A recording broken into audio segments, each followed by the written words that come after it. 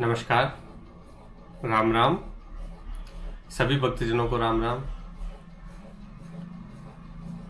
तो आज हम लेते हैं मन की राड ग्रंथ, सुखराम जी महाराज की वाणी में मन की राड ग्रंथ। तो महाराज जी कहते हैं, चौपाई के द्वारा कहते हैं, मन की राड सुनो सब सारा, बीता दुख कहूं सब मारा, ऐसी मनवो मोसू कीनी, अंतर मार बहुविध दीनी। सभी मन की राड सुनो। महाराज शरीर रूप से फरमाते हैं कि मेरे साथ बीते हुए दुखों का वर्णन करता हूं। मन ने मेरे साथ ऐसा किया है। मन से विचारों द्वारा सुख दुख का अनुभव होना ही अंतर्मार बहुविध देना है। ऐसा गेर लिया मुझ ताई, मार पड़े शिर बोलू नाही, सब ही बुद्ध सुध बिसरावे, नैना देख पाप न मन लावे। कई तरह के विचार आना ही घेरना है। विचारों से सुख दुख का अनुभव होना ही मार पड़ना है। उस पर वश नहीं होना ही नहीं बोलना है। सब सुध बुद्ध भूल जाता हूं। आंखों से देखकर मन में बुरे विचार लाना ही पाप मन लाना है।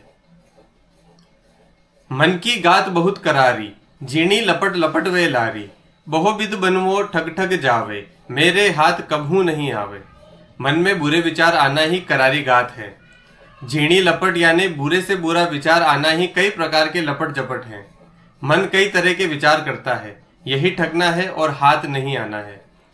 मैं तो पंचू बहुत विध सोई, मेरे हाथ बात न कोई, मोकू लोप दिया छिन माही, मेटी लाड पाचू रस खाही।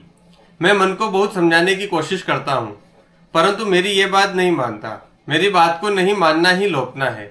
लाज छोड़कर पांचों इंद्रियों के भोगों का विचार करना ही मेटी लाज पांच रस खाई है। मोकू गोता बहुविध देवे, मन वो जाए विषगर लेवे, बहुविध मोकू घायल किया, केता सुनता विषरस पिया। मन को बुरे विचार में लगाना ही गोता देना है। मन जाकर विषयों के रस में लगता है। कई विधि के विचार करना ही घायल करना है। रोकते रोकते भी विषयों में जाता है। कर आधीन चलावे सोई, बोहो विद रिम भके न मोई, चाह काम मन लहर उपावे, गुप्ती मार प्राण शिर खावे।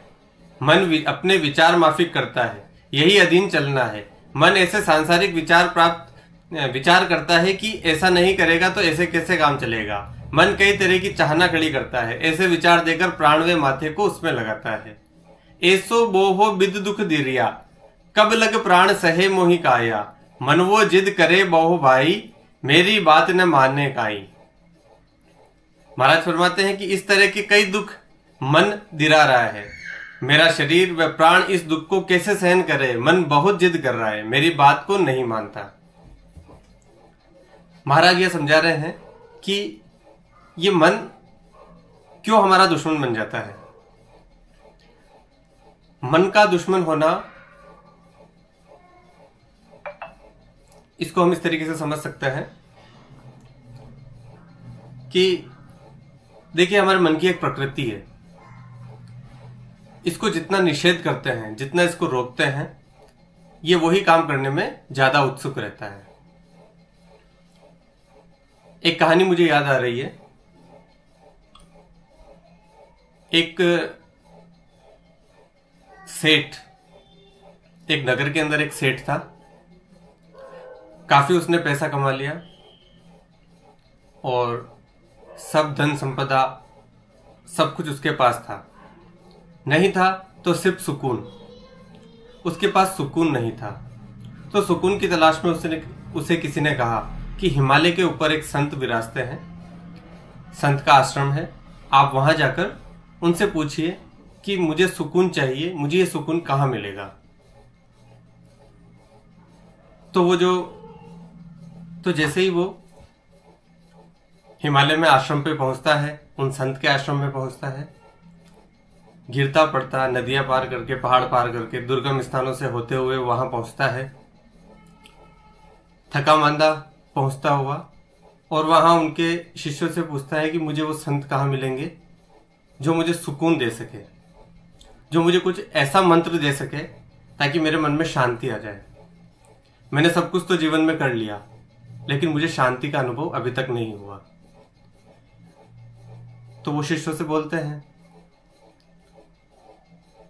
लेकिन शिष्य मुस्कुरा के उसका जवाब नहीं देते, कहते हैं आप थके मांदे आए हैं, बैठ जाइए, महाराज जी शाम को आएंगे, वो आपको सारी बात बता देंगे। अभी वो वन में साधना करने के लिए गए हुए हैं, तपस्या करने के लिए गए हुए हैं। शाम को जब वो संत वहां पधारते हैं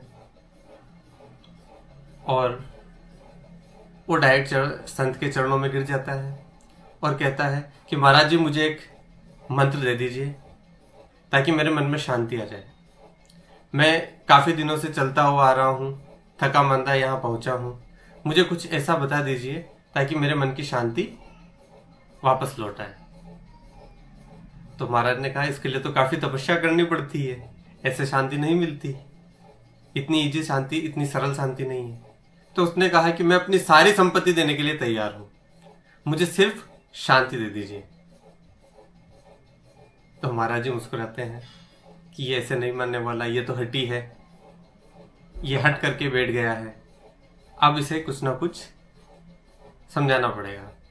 तो वो पीछे पड़ जाता है कि मुझे गुरु मंत्र दे दीजिए, मुझे कुछ बता दीजिए ताकि मेरे मन के अंदर शांति आ जाए, मैं शांति का अनुभव करूं।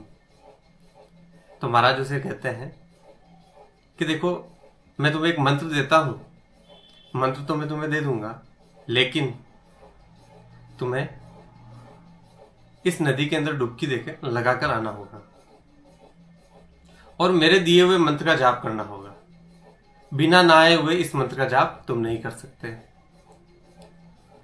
तो एक बर्फीली नदी वहां बह रही होती है, वो जाके बर्फीली नदी में कूद जाता है और नहा धो के वापिस आता है, कंपकपाता हुआ, पूरा शरीर ठंड से कंपकपा रहा है, क्योंकि तपस्या करनी है, मन की शांति जरूरी है, उसके लिए वो कुछ भी कर सकता है। इतना सब कुछ करते हुए, इतना जतन करते हुए वो वहां पहुंचता है और महाराज जी से कहता है कि मैं बर्फीली नदी में मैंने स्नान भी कर लिया है, अब तो मुझे आप मंत्र दे दीजिए। महाराज जी ने कहा चलो ठीक है, यह मंत्र तो ये है, लेकिन एक बात का ध्यान रखना, नहाने के बाद जब तुम इस मंत्र का जाप करो, आंखें बंद करो और आंखें बंद करते ही तुम्हें बंदर का ख्याल नहीं आना चाहिए। तो वो कहता है बंदर का ख्याल, मुझे कौन से बंदर का ख्याल आएगा, मेरा तो बंदर से कोई लेना देना ही नहीं है, ना मेरे आसपास कहीं बंदर है, मेरे नगर में कोई बंदर भी नहीं है, ना मेरे घर के आसपास कहीं बंदर का ख्याल मुझे कैसे आएगा। तो महाराज जी कहते हैं ओके, आप ये मंत्र ले लीजिए और नहाने के बाद, ठंडे पानी से नहाने के बाद इसका जाप कीजिए सुबह शाम, लेकिन मेरी बात का ध्यान रखना, ये मंत्र तभी काम करेगा जब तुम्हें बंदर का ख्याल नहीं आए। ओके ठीक है, मैं ये कर लूंगा। और ऐसा कहते हुए वो वापस हंसी खुशी हंसता हुआ खेलता हुआ वापस आता है कि सुबह से मैं मंत्र का जाप करूंगा और मेरे मन में शांति ही शांति आ जाएगी। जैसे ही वो घर पहुंचता है आराम से सो जाता है। अब सुबह जब उठता है ठंडे पानी से नहा लेता है और आंखें बंद करके उस मंत्र का जाप करने ही वाला होता है, उसे याद आता है कि मुझे बंदर के बारे में नहीं सोचना है। जैसे उसने ये सोचा है कि मुझे बंदर के बारे में नहीं सोचना है, बंदर आ गया।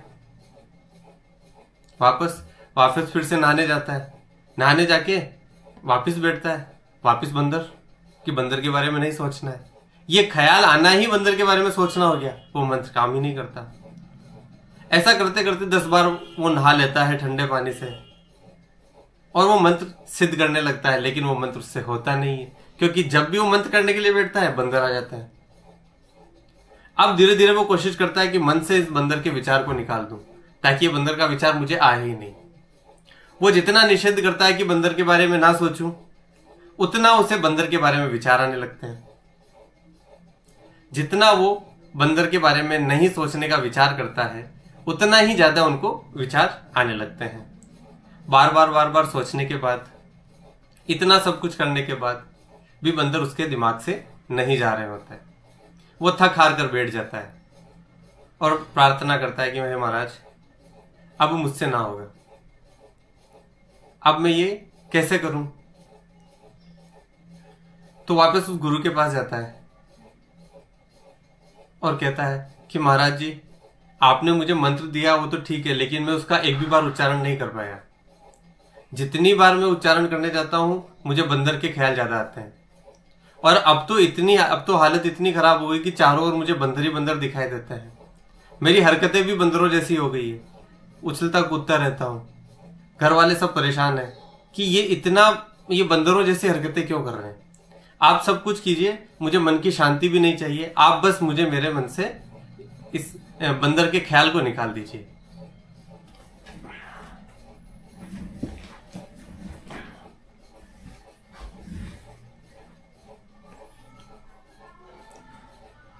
तो मन की ये प्रकृति है कि जितना इसका निषेध करेंगे ये उसे आमंत्रण समझेगा। हम भी अक्सर यही करते हैं, हम मन को बार बार निषेध करने की कोशिश करते हैं। हम बार बार कोशिश करते हैं कि हमें ये विचार ना आए, लेकिन वही विचार हमें घेर लेते हैं। जितना हम विचारों को दबाने की कोशिश करेंगे उतने विचार हमें ज्यादा आने लगते हैं।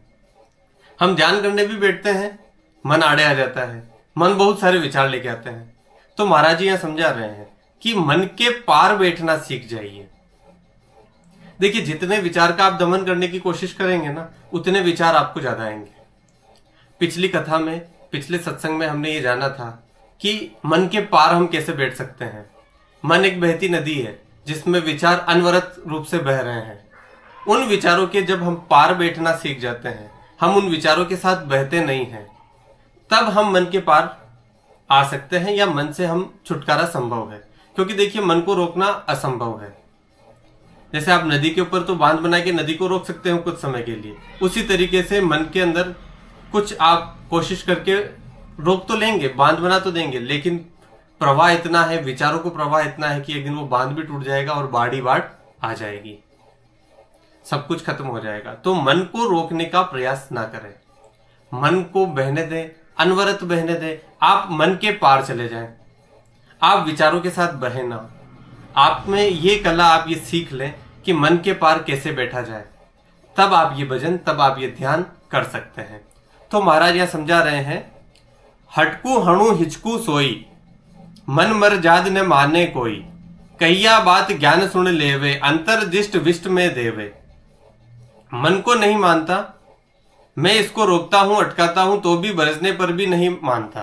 कहने पर ज्ञान की बात सुन लेता है, अंतर में विषयों में लगा रहता है। जीणी मन वो बहुत उपावे, ज्ञान ध्यान है ठग जावे, मनवे मोकू व्याकुल किया, आठ पोहर संकट बोहो दिया। मन सब ज्ञान ध्यान को न मानकर सांसारिक कार्यों में लगता है। इस तरह रात दिन मन की इच्छा माफिक करना ही संकट देना व दुखी करना है। वो विद राड कर मनसू होई, बीता बिना न माने कोई, बाज नार को आण सुनावे, ब्यावर सुख दुख क्या पावे। मन को कई तरीके से समझना ही राड करना है। किस तरह का दुख नहीं आता तब तक कोई नहीं मानता। संतान पैदा करने वाली स्त्री का सुख दुख बांझ स्त्री कैसे जान सकती है।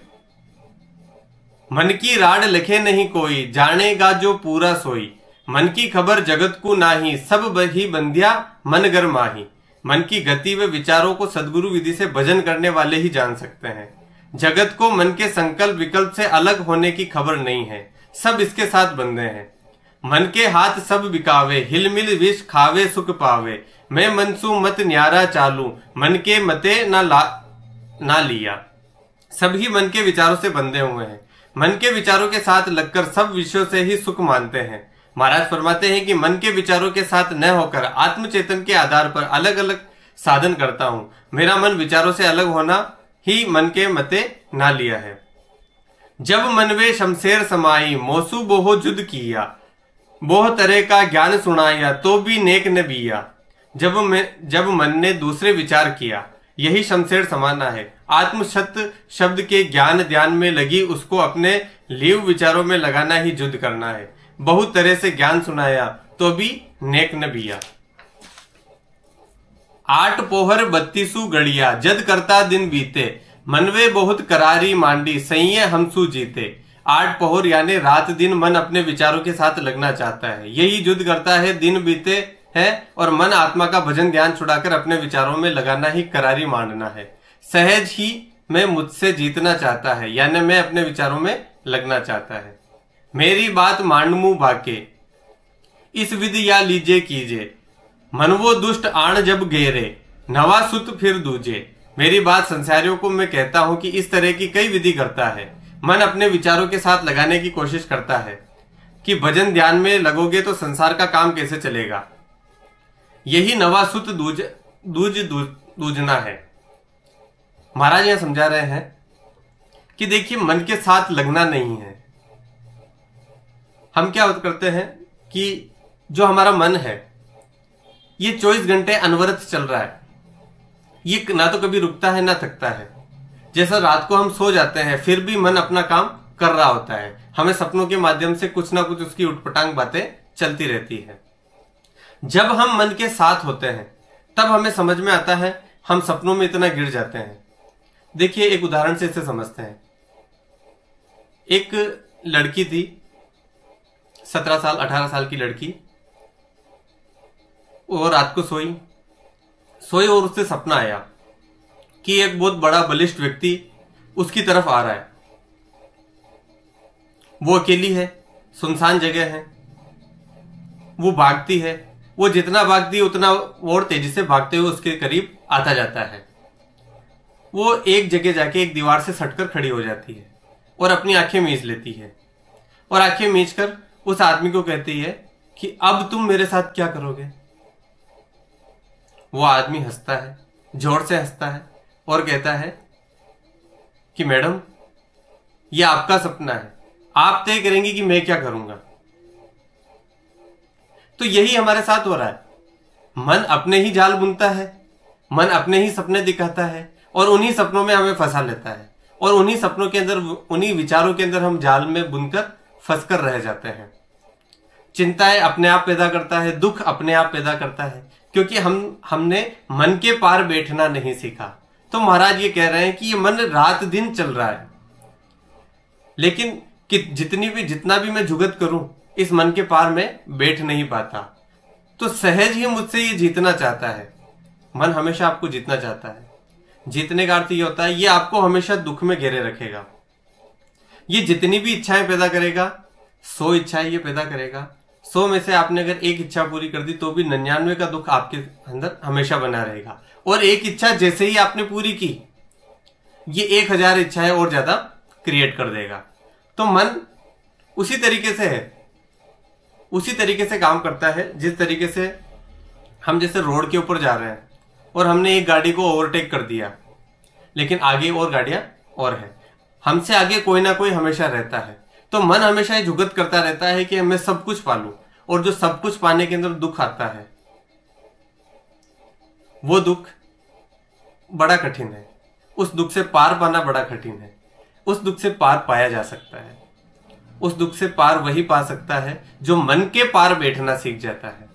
तो महाराज जी समझाते हैं कि जो सदगुरु विधि से भजन करते हैं, भजन का मतलब होता है कि हम श्वासों के पार बैठना सीख जाते हैं, हम मन के पार बैठना सीख जाते हैं। जब हम मन के पार बैठना सीख जाते हैं तब हमारे दुख धीरे धीरे करके विदा हो जाते हैं।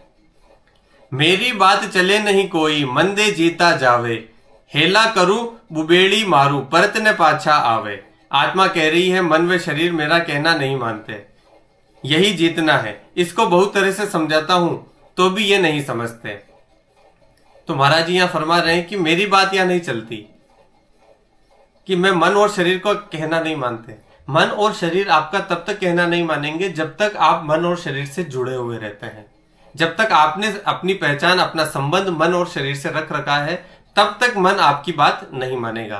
तो मन को अगर समझाना है और शरीर को अगर समझाना है, ना तो हमारी इंद्रियों के ऊपर वश है, ना हमारे मन के ऊपर वश है।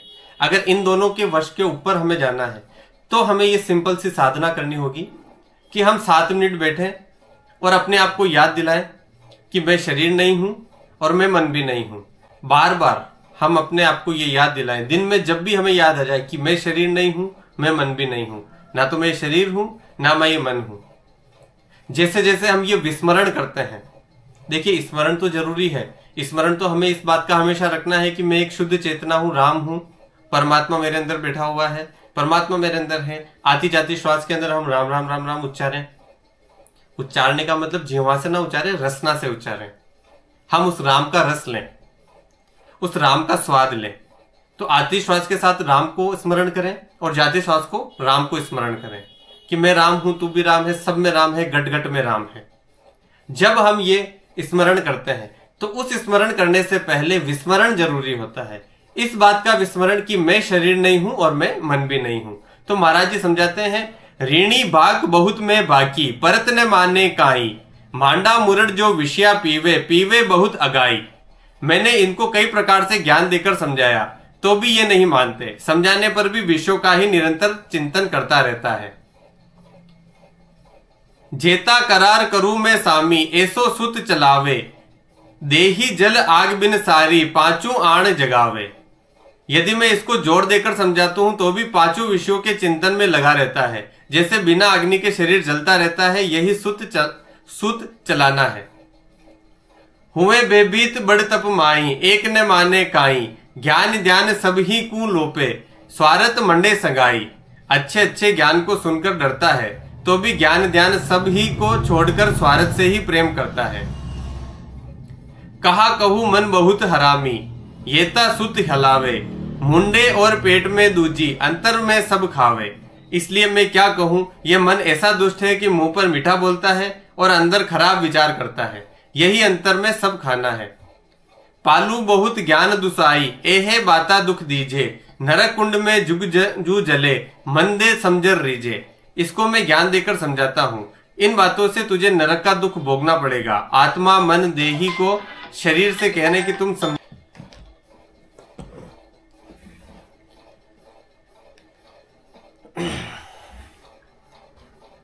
तो ये बात थी मन की। तो मन के पार हम कैसे बैठ सकते हैं? देखिए, सिंपल सी साधना है। जब हम नदी किनारे बैठते हैं, मन कितना शांत हो जाता है। उसी तरीके से एक नदी हमारे अंदर अनवरत बह रही है, वो है श्वासों रूपी नदी कि श्वास आ रही है, श्वास जा रही है, इसका बहाव सतत चालू है। जब हम इन श्वासों को देखने लग जाते हैं, जैसा हम एक नदी को देखते हैं, आप सपोज कीजिए एक नदी के किनारे बैठे हुए हैं और नदी धीरे धीरे धीरे धीरे बह रही है। उसकी आवाज कितनी मधुर है, कितना आनंद आता है ना उस आवाज में। जब हम इसी नदी को देखने लग जाते हैं, देखते देखते देखते हमारा ध्यान लगने लग जाता है। उसी तरीके से जब हम अपने श्वासों को देखने लगते हैं, तब भी हमारा ध्यान लग जाता है, तब भी हमारा मन एकदम शांत हो जाता है। हम विचारों के साथ नहीं बहते हैं। देखिए, एक सिंपल सी साधना करते हैं कि ये श्वास विचार कैसे लेके आती है। आपने देखा होगा कि जब हम गुस्से में होते हैं, जब हम चिंता में होते हैं, जब हम दुख में होते हैं या तनाव में होते हैं, हमारा श्वासों का जो पैटर्न है वो बदल जाता है। हमारी श्वासें तेज चलने लगती है, घबराहट होने लगती है। देखा ना, श्वासों में परिवर्तन आता है। और जब हम आनंद में होते हैं, मैं सुख की बात नहीं कर रहा हूं, आनंद की बात कर रहा हूं कि जब हम आनंद में होते हैं, मान लीजिए कि आप एक पहाड़ पर चढ़े हैं, पहाड़ पर चढ़े, आपकी श्वासें फूल गई, आपने तनाव लिया और पहाड़ पर आप चढ़ गए। जैसे ही आप वहां चढ़ जाते हैं, आप एक शिला के ऊपर बैठे हुए हैं, ठंडी ठंडी हवा आ रही है। 2 मिनट तक आपकी सांसें तेज चलेगी, आपकी थकान धीरे धीरे कम होने लगेगी। जैसे जैसे ठंडी ठंडी हवा आपके चेहरे को लगेगी, आपके शरीर को लगेगी, आपका तन मन शीतल होने लगेगा। जैसे ही आपका तन मन शीतल हुआ, आपकी श्वासें देखिए काफी शिथिल हो जाएगी, बहुत धीमी हो जाएगी। आनंद के क्षणों में हमारी सांसें एकदम शिथिल हो जाती है। तो ये सहज ही शिथिल होना है। हमने तनाव लेके जब हम पहाड़ पर चढ़ते हैं और फिर उस तनाव को धीरे धीरे जैसे हम रिलीज करते जाते हैं, जैसे जैसे वो तनाव खत्म होता जाता है, वैसे वैसे हमारी सांसें शिथिल होना शुरू हो जाती। तो ये जब हम श्वासों को देखने लगते हैं, जब हम श्वासों को, आती श्वास को और जाती श्वास को जब हम ये देखेंगे और आती श्वास और जाती श्वास में राम नाम का स्मरण करेंगे, सुमिरन करेंगे कि आती श्वास के साथ भी राम और जाती श्वास के साथ भी राम, और सुमिरन करने से पहले ये विस्मरण कर लेंगे कि मैं शरीर नहीं हूं और मैं मन भी नहीं हूं। जब ये विस्मरण कर लेंगे और उसके बाद जब हम ये स्मरण करेंगे, सुमिरन करेंगे आती श्वास के साथ और जाती श्वास के साथ राम नाम का, और श्वासों के परे बैठकर उन श्वासों को देखने लग जाएंगे, सिर्फ देखेंगे। सिर्फ श्वास आ रही है, श्वास जा रही है, श्वास आ रही है, श्वास जा रही है। हमारी श्वासें धीरे धीरे धीरे धीरे धीरे मंद पड़ना शुरू हो जाएगी, और इतनी मंद हो जाएगी, इतनी शिथिल हो जाएगी कि हमें किसी भी चीज का एहसास नहीं होगा। हम सिर्फ श्वासों के आवागमन के ऊपर ही अपने ध्यान को केंद्रित कर पाएंगे। और जब हमारा ध्यान इन श्वासों पर लग जाएगा, जब हमारा ध्यान इन श्वासों पर गहन हो जाएगा, तब जो मन के विचार हैं उनसे स्वतः ही हमें मुक्ति मिल जाएगी। ना तो कोई विचार हमें परेशान करेगा, ना कोई दुख हमें परेशान करेगा, ना कोई चिंता होगी, ना कोई पीड़ा होगी। सिर्फ और सिर्फ आनंद होगा। और इस आनंद में रहने को ही महाराज जी आनंद पद कहते हैं। और जो इंसान इस आनंद पद की प्राप्ति कर लेता है, उसके लिए परमानंद दूर नहीं है, उसके लिए परम मुक्ति दूर नहीं है। तो मन से मुक्ति, पहला जो स्टेप है, पहली स्टेप है मन से मुक्त होना। जैसे जैसे हम मन से मुक्त होते जाते हैं, वैसे वैसे हम परम मुक्ति की ओर, परम मोक्ष की ओर अग्रसर होते जाते हैं। नमस्कार, आज के लिए इतना ही। राम राम।